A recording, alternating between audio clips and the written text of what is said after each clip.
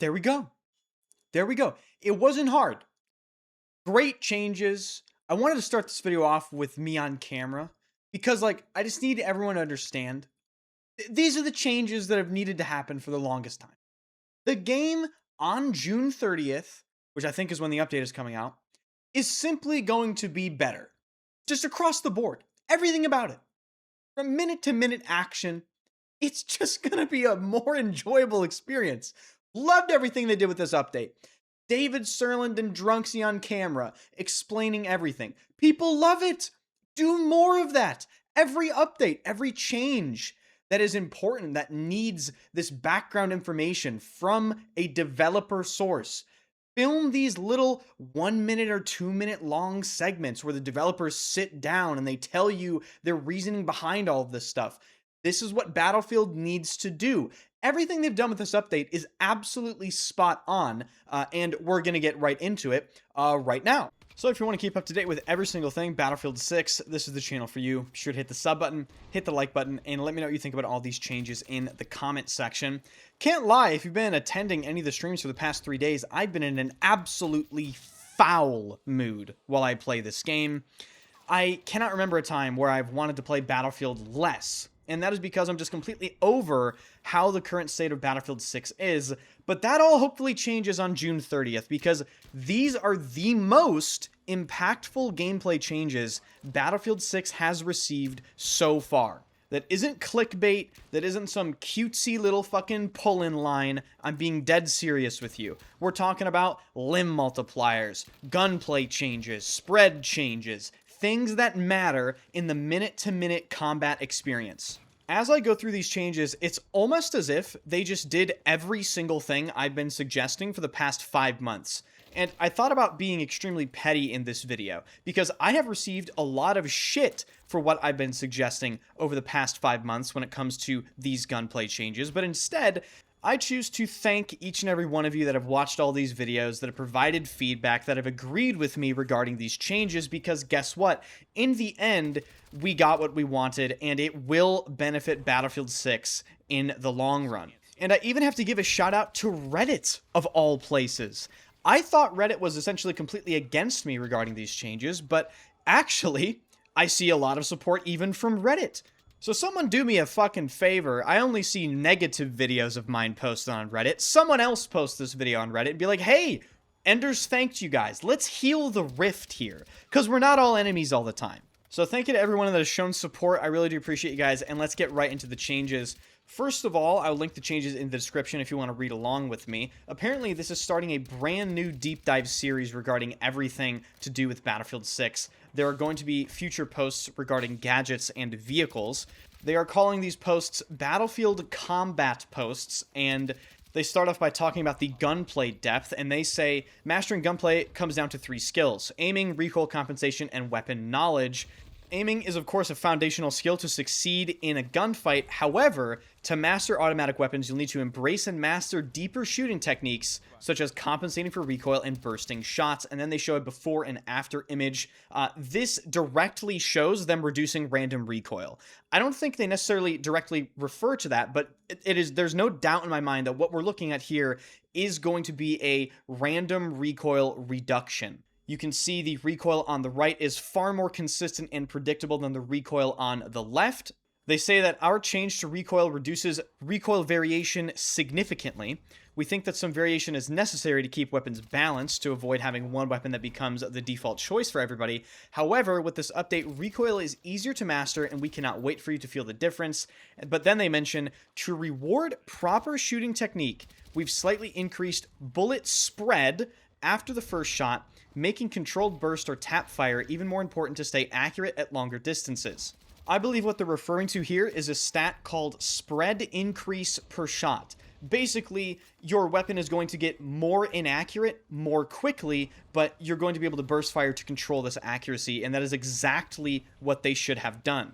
They go on to talk about distance and drag, and if you've been watching this channel for any period of time, pretty much in the past 2 months, you would have heard me mention they need to reduce the muzzle velocity or deal with drag within Battlefield 6, and that is exactly what they've done here. They say, we want to make long-range engagements more interesting. While initial muzzle velocities and bullet drop are tuned to keep medium-range combat snappy and responsive, increased bullet drag causes projectiles to lose velocity and drop significantly past 150 meters. This preserves tactical clarity at standard combat distances while ensuring the extreme range sniping requires immense skill, calculation, and deliberate weapon customization. We have decreased muzzle velocity for most weapons, especially submachine guns, and tuned bullet drag to make anticipating the movement of targets more important. The final skill to master gunplay is weapon knowledge. You need to understand the character of each weapon, which starts by learning each archetype. For example, SMGs are high mobility powerhouses and LMGs are heavy position anchors. Within each archetype, each weapon has additional defining characteristics, which can be tuned by customizing its attachments to best fit your skill and playstyle.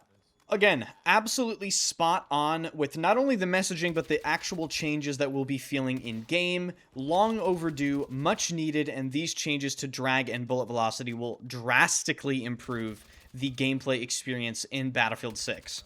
And for those of you that have been asking about, where's my breathing room? Oh my god, it feels like I can't move. These changes to velocity and drag will grant you more breathing room, as well as, of course, the changes to spread and recoil, making it a little bit harder to hit targets in general anyway.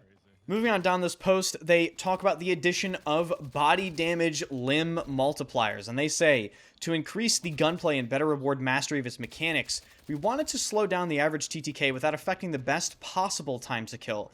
We did this by adjusting damage multipliers depending on where the bullets strike their target. Proper shooting technique involves aiming for center mass, even though a skill shot to the head does the most damage. However, up until this update, weapon damage values were similar or the exact same across any body part but the head. In other words, a shot to the chest did the exact same damage as a shot to the leg or arm. This decision not only significantly impacted TTK, but also made our players feel unrewarded for accurate shooting, a root cause of shallow gameplay depth. We've heard community feedback loud and clear. As of this next update, damage to limbs and lower torso has been reduced for all weapon classes except for shotguns and sidearms. This change generally increases the amount of shots to kill by 1 when primarily hitting these areas, but landing headshots will compensate for the lower damage dealt to limbs and lower torso. We'll also be exploring body damage multiplier changes for long distance engagements in future labs tests. These multipliers and changes to these values vary by weapon category. The most substantial example is with sniper rifles, powerful tools that demand precision in exchange for high damage per shot. Compared to the other weapon categories, we've added more significant penalties to sniper rifle shots to the lower abdomen, leg, and arm shots. Okay, before I go into these specific images they provided us, I just want to break down some very specific and important details regarding limb multipliers. They mention in one of these statements that this change generally increases the amount of shots to kill by 1 when primarily hitting these areas. And by these areas, they mean hitting arms, legs, lower torso, the limb multiplier affected areas. Now, primarily hitting these areas, at least how I understand it, is if you hit these areas twice or more, that will increase your bullets to kill by 1 on that target. However, if you hit a headshot while you hit someone in the leg or arms twice, it will essentially just offset that. The TLDR is, you will be punished for inaccuracy if you hit limbs twice in a gunfight without hitting a headshot. And I don't think they mentioned it in this post, but I saw some concern that we were going to have a Battlefield 1 situation where in gunfights you're going to accidentally hit the arms, and that will cause the TTK to feel very inconsistent. I cannot find for the life of me the post they mentioned this in, but I am almost certain they mentioned the limb multiplier damage being ignored if the bullet travels through the arm and hits them in the chest. TLDR, if you are in a gunfight and you hit someone in the chest, it will take the higher damage multiplier, being the chest hitbox or the headshot hitbox. There isn't going to be a weird instance where an arm is in the way and you shoot them in the head, but it deals arm damage. So I just wanted to clear that up. Hopefully they specifically mention that in an upcoming post, but for the life of me, I cannot find where they mentioned this previously, but I'm like 99.9% sure that they did specifically mention that months ago. So make no mistake, this isn't like a sloppy integration of limb multipliers. At least as far as I can tell, this is actually an extremely well thought through integration of limb multipliers. But finally, taking a look at some of the images they provide us, we can see this DMR image here. This only applies to DMR limb multipliers. So you can see headshots haven't changed, and the limb multipliers applied to arms, abdomens, and legs is actually 0.91. And they specifically chose this damage multiplier because I guess the math works out to be a certain way. To fully explain why they picked 0.91 and different numbers for different weapon categories, we'd have to go into like an entire other video of math. But the TLDR is the numbers you see for these multipliers are carefully chosen. It isn't just random. Then taking a look at the sniper rifle limb multipliers, you can see that if you hit limbs with a sniper rifle, it is significantly more harsh. 0.67, because of course they had to make it 6.7, right? I'm sure the comment section for this video will be tame. But the point stands, 0.67 limb multipliers for sniper rifles, very, very brutal damage reduction if you do not hit center mass or a headshot. A very key thing to understand though, hitting a limb and then hitting the chest, you will still be rewarded with a kill. You're not going to have to shoot someone 3 times with a bolt action unless you consistently continue to hit them in the legs or the arms. And then finally, taking a look here at the automatic weapon limb multipliers, you will see that the increased headshot multipliers apply here. The default fully automatic weapon headshot multiplier is now 1.4. With hollow points, it is now 1.57. And with synthetic tip, it is now 1.8. And the limb multipliers across legs, the abdomen, and the arms are 0.84. These changes are meant to force you to aim better, center mass, hitting headshots. Having good aim is going to be much more important now. And finally, and this is just the icing on the cake for me, they nerfed sniper sweet spots.